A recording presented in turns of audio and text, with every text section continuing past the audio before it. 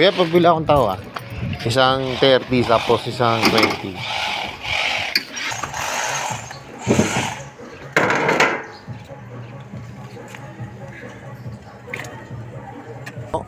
Yung luto na dito? Ito? Ayan, isa lang siya. Ito ko Meron pa ko kami dyan eh. Meron. Nagsasoya ba kayo? Meron siya. Pagkano? Kasi meron pa ako dun eh. Magkano po yung soya? 40. 40. 40.